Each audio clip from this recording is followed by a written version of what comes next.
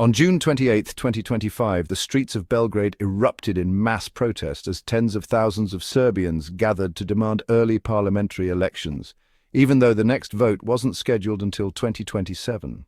The rally, held at the central Slovakia Square, was actually the latest in a months-long wave of anti-government demonstrations sparked by a tragic incident in November 2024, when a canopy at a Novi Sad railway station collapsed, killing 16 people. The disaster intensified public outrage over alleged institutional corruption and state neglect, fueling the protest movement now led by students and supported by a broad coalition of citizens, including workers, educators, and farmers. As the rally began, estimates suggested that over 36,000 people had gathered, many carrying flags and banners chanting, "We want elections."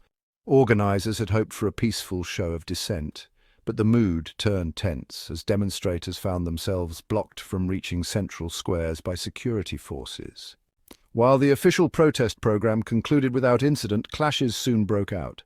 Protesters reportedly threw flares, bottles, and stones at officers. In response, police deployed tear gas, dispersing the crowds and triggering panic and coughing fits among demonstrators, many of whom tried to cover their faces with scarves or flee the area. The demonstration featured powerful speeches, especially from student leaders who have become the voice of this growing civic movement. One student speaker declared that elections are a clear way out of the social crisis caused by the deeds of the government, adding that the administration has repeatedly acted against the will of the people. Another protester, Darko Kovacevic, summed up the frustration. "We are here today because we cannot take it anymore. We are mired in corruption." These voices reflect a deepening loss of trust in state institutions and a yearning for accountability. While the protesters demanded reform, pro-Vučić supporters were also out in force. Many bussed in from across the country. Wearing matching t-shirts and stationed outside Parliament, they formed a visible counter-protest. President Vučić has dismissed the demonstrations as foreign-influenced provocations and has vowed to punish those involved in what he called violent disruptions. His government continues to resist calls for snap elections, insisting that it still holds a strong democratic mandate.